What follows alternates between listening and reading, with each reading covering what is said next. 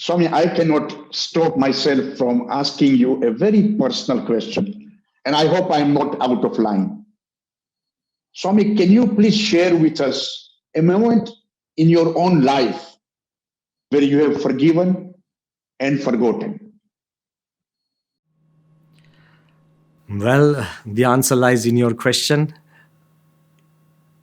If I have forgiven and forgotten, then I don't remember. But obviously, it's not a play of words. And as if you have asked the question with your heart, I would like to answer it to the best of my abilities. As a sadhu or a monk or a spiritual person, a sadhaka needs to learn to forgive at every moment and to forget at every stage. This is the sadhana.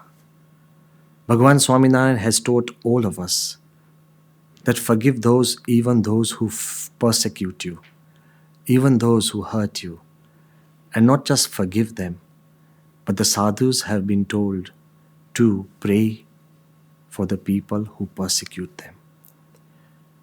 Also to bless those who bruise us.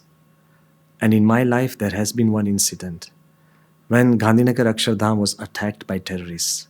I was so hurt. It was so difficult to forgive, forget, and move on. But I remember my spiritual master, His Holiness Prabhu Swami Maharaj. He told me that put a block of ice on your head. Keep calm. Enough violence, hatred has spread. We need to move on. As spiritual people, you need to let go of the hurt. You need to forgive, and we need to move on and pray for everyone. And I remember when I became a part of that prayer and I became a part of that spiritual endeavor, it brought a lot of peace to me. So, whether it's such a big event as this, or whether it's a daily event, because in our own daily lives, there have been times where you have to let go, forgive people, and move on. When anybody practices this, that is the proof of the value. I often say values are not nouns, they are verbs to put into practice.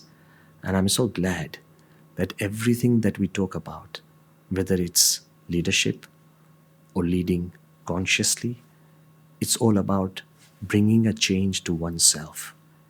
And as a sadhu, the lives that we lead in the discipline set by Bhagwan Swaminarayan and in the inspiration given by our Guru, Mahan Swami Maharaj, we have been able to practice in a little way all these great spiritual values which completely redefine us, reshape us, remold us so that we can lead our own lives consciously and in a way inspire everybody around us.